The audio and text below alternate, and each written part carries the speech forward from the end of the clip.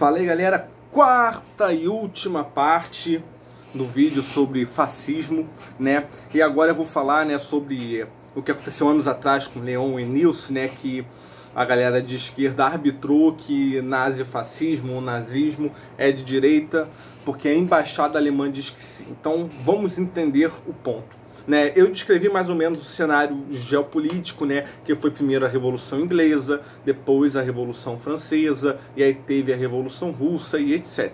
Certo? Ou seja, tudo o que veio acontecendo em toda essa época, a gente pode resumir em duas coisas: o final das monarquias e o começo das democracias e ou repúblicas. Basicamente é isso. Na Alemanha foi a mesma coisa, né? A Alemanha tinha vários ducados, né? Tinham vários reinos que em dado momento se unificaram, né? Como se fossem federações, né? Os ducados eles se unificaram, né? No Império Alemão sob domínio da Prússia, certo? Então você tinha a Prússia, né? Como o centro do Império Alemão, que era constituído de várias confederações que eram ducados, né, que eram várias monarquias. Então você tinha um Império Prussiano, né, que era o Reich. Ou seja, era como eram, né, a monarquia, né? Então, na Inglaterra a gente tinha, né, a monarquia católica, que foi deposta pelas revoluções inglesas, e aí entraram, né, os protestantes. Depois, na França, caiu a monarquia religiosa pelos liberais, né, seculares franceses. Aí, pum, teve, né, então todos esses países passaram pelo mesmo processo. Como eu já expliquei, né, Hitler, ele culpava os judeus pela Alemanha ter perdido a Primeira Guerra, e também quando a Alemanha perdeu a Primeira Guerra por rendição, certo? O imperador, né, o Reich da Prússia, ele abriu mão do trono, as monarquias finalmente acabaram e começou a República de Weimar. Né? Então a República de Weimar é o sonho da democracia alemã. E o que Hitler queria? Hitler olhou tudo e ele falou, poxa, olha só, tem a maçonaria por trás de todo o processo que aconteceu desde os ingleses, que foi basicamente um processo de dar fim às monarquias e começar as democracias.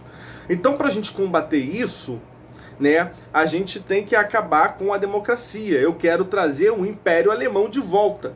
Então, o interesse do Hitler, né, o nazifascismo era chamado de reacionário, porque qual era a mudança a qual ele estava reagindo? Ele estava reagindo à República de Weimar. Ele não queria a República. Ele queria voltar ao modelo do Império Austro-Prussiano.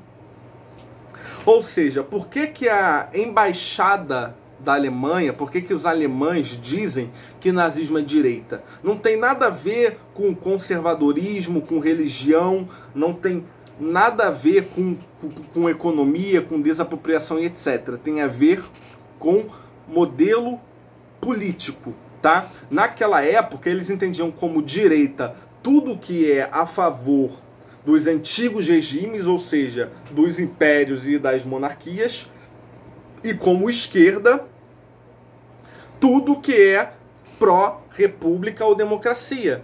Então, esquerda, república, democracia. Direita, certo? Monarquias e impérios. Essa era a visão da época, né? A raiz do espectro direita e esquerda surgiu na época. O que está acontecendo? É um problema, né? Como eu discuti esse problema no podcast que eu fiz com o Vinícius, né? Sobre a teoria, né, da análise de juízos.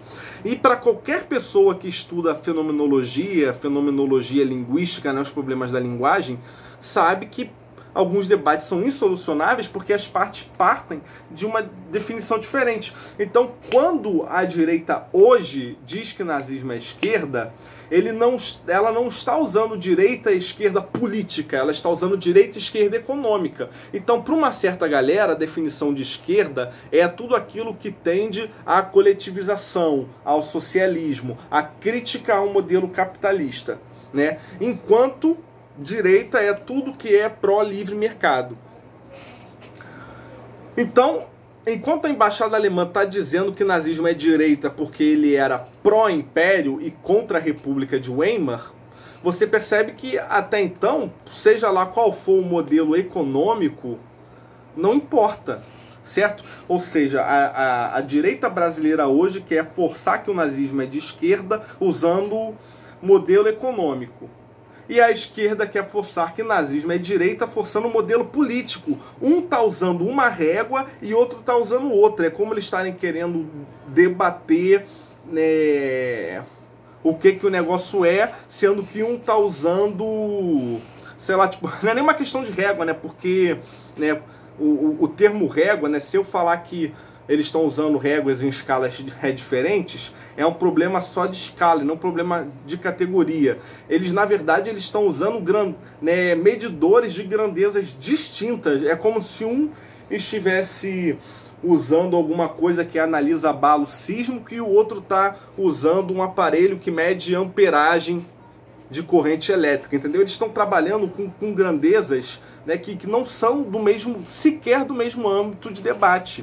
Há de se discernir política e há de se discernir economia, né? Por exemplo, uma monarquia pode ser de esquerda econômica, enquanto uma república pode ser liberal, pode ser de direita econômica. Então essa é a grande questão. O problema do debate de nazismo ou fascismo no Brasil é um problema fundamentalmente de linguagem. Então, se você me pergunta, Douglas, né, nazismo é esquerda ou direita? Eu vou falar, depende.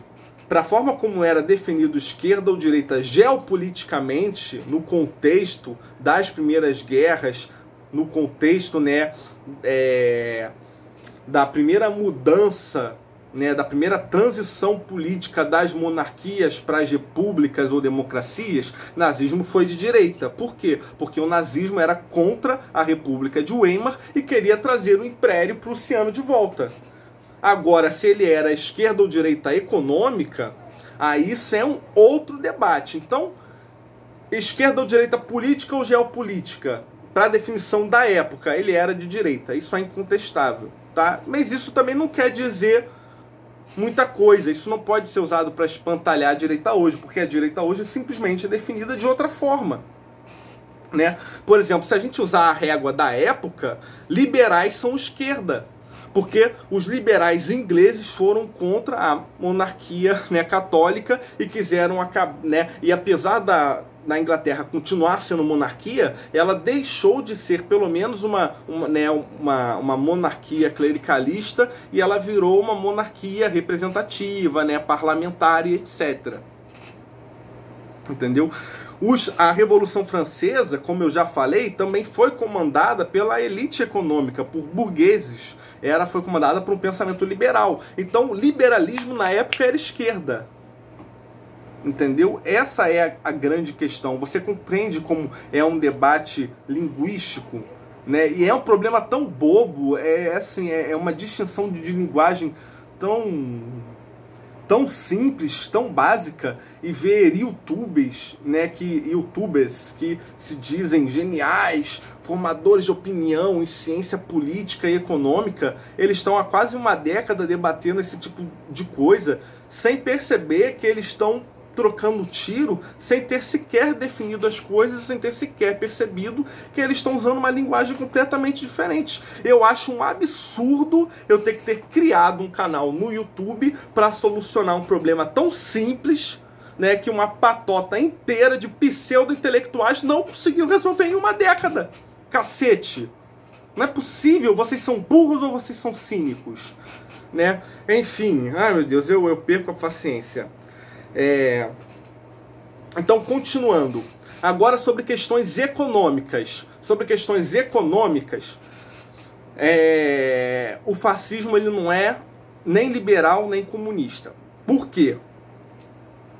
Porque comunismo, né, como eu já falei em outros vídeos, eu vou falar em muito mais vídeos, né, a essência dele, ele se define, né, enquanto abstrato universal, enquanto ente em si, né, o princípio de identidade dele é defender a completa extinção do direito à propriedade e defender, certo, a horizontalização das organizações políticas e econômicas e defender a propriedade comum. Então, nesse sentido, você não pode dizer que nazismo ele é comunista, certo? Agora, é claro, se ele é esquerda reformista, se ele é outras, né, manifestações de esquerda, isso é outro debate. Vamos continuar a investigação. Só que, qual que é a grande questão? O nazismo expropriou e etc. O nazismo, ele não fazia a mesma problemática maniqueísta de patrão versus proletariado que o marxismo ou que toda a esquerda faz. O nazismo entende sim um problema de exploração, mas não é um problema de exploração, né, fundamentado em forma, né, pela forma que a esquerda trata. Para ele, a exploração não é uma questão de quem detém o meio de produção contra quem vende a força de trabalho. Para ele, exploração trata de interesses externos à nação, certo? Que usam o monopólio de ações financeiras, né, para dominar o rumo político da sociedade. Então Hitler, ele expropriou quem? Ele, por exemplo, Hitler não tinha nada contra o empreendedor que era alemão, ele não tinha nada contra as grandes empresas de proprietários alemães. Ele era contra as multinacionais, as empresas de proprietários judeus, certo? As empresas de proprietários maçons, de não alemães, né, de multinacionais dos Estados Unidos lá, ou de multinacional, né, de outros, né, países pró-democracia lá, porque eles estariam representando um poder financeiro, né, que poderia ser usado por um interesse internacional de financiar a República de Weimar lá. Entendeu? Então ele não era contra o capitalismo, ele não era contra uma produção assalariada ou um sistema de aluguéis. Ele era contra, né, quando, né, os imóveis, certo, eles são de donos internacionais, quando os imóveis são de donos judeus e etc. Né? Então, por mais que tenha aí esse jogo maniqueísta de explorador e explorado, né, é uma forma completamente diferente. Então ele nunca teve interesse em desapropriar o meio de produção e estatizar o meio de produção. Inclusive ele privatizou muita coisa, certo? A Alemanha nazista, ela não foi estatista, ela foi regulamentadora. São coisas completamente distintas. A gente pode dizer, né, que é tudo estatismo? É tudo estatismo. Mas olha só, uma coisa é você falar que o Estado detém os meios de produção. Outra coisa é você falar que o Estado, ele é um órgão fiscal que regulamenta o que é produzido pelas propriedades privadas. Entende? São formas diferentes. Se são formas diferentes, são, portanto, substâncias diferentes. A gente pode dizer que o socialismo russo, cubano, né, chinês, etc., assim como o nazismo, assim como o fascismo italiano, assim como o integralismo brasileiro e etc., se você definir Estado como uma essência, você define uma substância segunda. Então nós temos totalitarismo como substância segunda, né? Então, sim, o socialismo, né, e as formas de fascismo são substância segunda, né? Ou seja, eles são todos totalitários. Mas isso não significa que você pode fazer princípio de identidade, né, dos entes individuais só porque eles fazem parte de um mesmo grupo, né? Então, ao mesmo tempo, né, que ele era estatista, ele não queria tomar o meio de produção, ele queria regulamentar o meio de produção. São coisas completamente diferentes, né? Se você for definir que é de esquerda porque tem Estado, ora, então todo pensamento católico que quer uma monarquia, né, confessional, né, e um direito civil, penal, legislativo e etc., conforme as leis bíblicas e que são contra os estados laicos, então toda essa galera é de esquerda. Se é de esquerda porque tem Estado, então Getúlio Vargas, integralismo, era de esquerda. Né? Se por ser, né, a favor do trabalhador, tá, então o catolicismo é de esquerda, entendeu? Não estou falando que o catolicismo é de esquerda. Eu estou dizendo que no momento que a direita tenta colocar Estado, né, como essência, né, do que é de esquerda, se você fazer maiêutica socrática, que é o método de análise proposicional dos clássicos, você vai chegar a toda essa conclusão. Inclusive, você vai chegar à conclusão que, então, os anarcocomunistas são de direita. Porque se são contra o Estado, então não são esquerda. Entendeu? Então, assim, é complicado, cara. Então, assim, por vários motivos, o fascismo ele não é de esquerda, tá? Porque ele aceita o capital, ele aceita que a economia seja baseada em serviço assalariado, certo? Ele só quer regulamentar o mercado, não por uma questão de ser contra a exploração do trabalho, mas por uma questão de ser contra a influência, certo? De inteligência internacional, contra a influência de capital internacional. Então é nisso que é baseada a regulamentação. E por uma questão ambiental, isso aqui também é interessante. A esquerda, né, hoje fala tanto de ambientalismo, etc., mas o comunismo, né, você não vê nos autores comunistas, né, de raiz, uma questão ambiental. A Rússia, por exemplo, né, o movimento bolchevique quis derrubar o czar para fazer industrialização e fez industrialização às pressas. Ela não estava nem aí para a questão ambiental. Entendeu? Tanto que aconteceu lá o acidente da explosão, né, do reator nuclear lá, né, sei lá onde, esqueci o nome, entendeu? Aconteceu por completo descuido ambiental. Por que a Alemanha tinha já esse pensamento ambientalista? Porque, como eu falei no outro vídeo, né, como é um movimento romântico e existencialista, né, ou seja, né, ele quer resgatar o que é o Dasein, né, o que é o Zeitgeist, né, do espírito prussiano, do espírito alemão, e ele vai fundamentar a resistência nacional da Alemanha no seu pensamento religioso, que é, né, o neopaganismo alemão, o esoterismo alemão, etc., né, que é toda aquela religião nórdica, né, que a gente conhece de fadas, etc., era uma questão muito relacionada à natureza, era uma questão muito ambientalista. Então, por isso que ele trazia o ambientalismo, né, como fundamento. Isso não tem nada a ver com esquerda e direita, isso tem a ver, né, com uma fundamentação filosófica, romântica e existencialista. Inclusive, né, isso é tipicamente da direita romântica e existencialista, entendeu?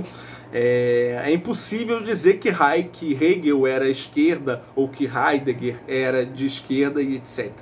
Certo? Então, por causa dessas dificuldades, é até inclusive eu acho impressionante ter tanta gente que se diz estudiosa da escola austríaca, né, que pela praxeologia, pela escola austríaca, pela lógica econômica, diz que o nazismo é esquerda. Mas o próprio Hayek, quando propôs o triângulo de Hayek, ele fez a mesma investigação que eu estou fazendo e ele propôs o seguinte, olha só, o fascismo ele não pode ser definido como esquerda ou direita. É preciso de um ponto novo. E aí ele acabou com o espectro maniqueísta de esquerda e direita e trouxe o triângulo, né, onde você tinha liberais, comunistas e fascistas, chamado de triângulo de Hayek.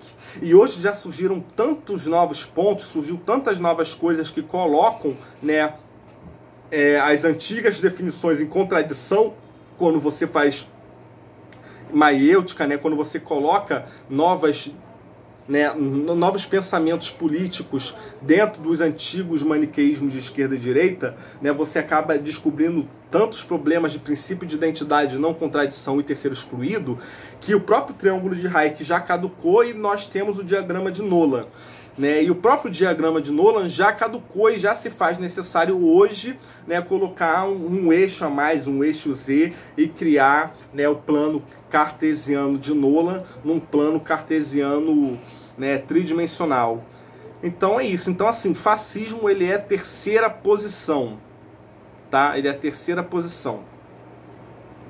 Geopoliticamente, pelas definições da época, ele é direita. Entendeu? Por isso que a embaixada alemã chama de direita. Mas definitivamente ele não é liberal, definitivamente ele não pode ser, né, usado para falácia de espantalho, para falso silogismo com escolas, né, liberais e etc, né? Por mais que ele fosse ali, né, inclusive, né, ele é baseado no capitalismo de Weber, né?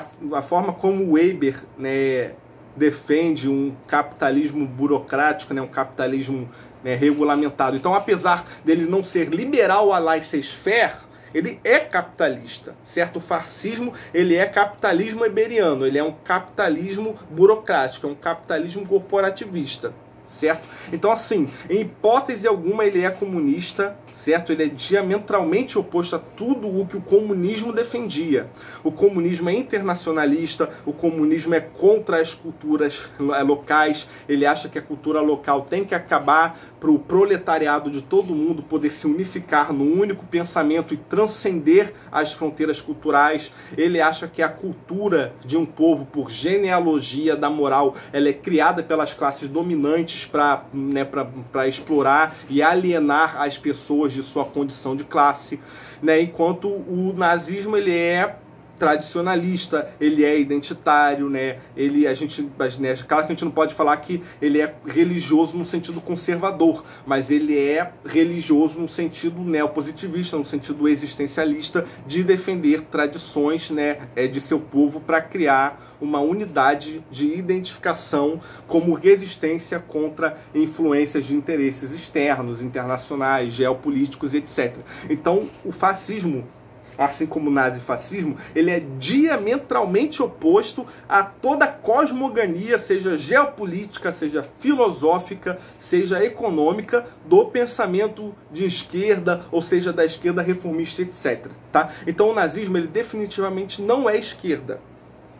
E ele só é direita, né, numa régua de geopolítica para a época que já caducou, que não faz mais sentido. Ele não pode ser chamado de direita como se define direita hoje, enquanto pró-livre mercado à laissez-faire, tá? Então, por conta dessas dificuldades, né, se define hoje fascismo como terceira posição política. Beleza? Então, eu encerro o vídeo aqui. Eu espero que acabe aí as bobagens de empurrar. Até porque, gente, tipo assim, essa briga de querer empurrar se o negócio é esquerda ou direita, né?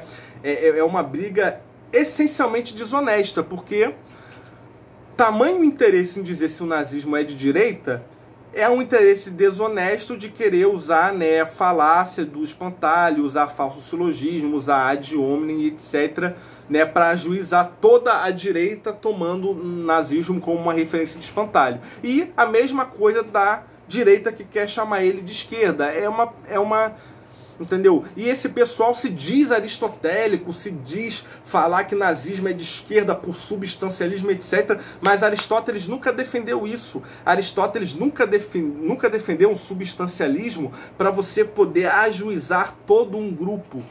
Pelo contrário, isso é muito mais para o platonismo, né, que a gente chama de ontologia do uno, né, que é você tentar regredir todas as particularidades, né, em um sistema piramidal até o ponto do uno, né, que é para onde tudo converge, e tentar encontrar o que é de comum em todas as coisas que existem, uma vez que todas as coisas emanam do uno. O aristotelismo é completamente oposto. O aristotelismo é chamado de ontologia do ente, porque ele se propõe a investigar o ente em si, no seu caráter mais indivisível e mais particular. Então, né, aristotelismo se trata de você conseguir distinguir, né, o máximo possível uma coisa da outra. Entendeu? Nunca você tentar regredir as coisas a um grupo para você fazer um juízo só sobre aquilo tudo, né? Tipo, olha só, a essência da esquerda é isso, né? Então pronto, tudo isso é esquerda, então você contra isso e eu faço um juízo comum a tudo isso. Não! Você tem que distinguir uma coisa da outra, né? Por mais que comunismo seja um grupo, a gente tem que saber definir comunismo marxista e fazer um juízo para ele completamente distinto do que é o comunismo bakuniciano, né, ou que é o comunismo de Malatesta e etc. Assim como distinguir enquanto ente particular Lenin de Trotsky e de Stalin e etc. Tá bom? Então é isso. Espero que esse vídeo sirva aí pro aprendizado de vocês. Um beijo e salve Cristo Rei. E é isso aí, galera.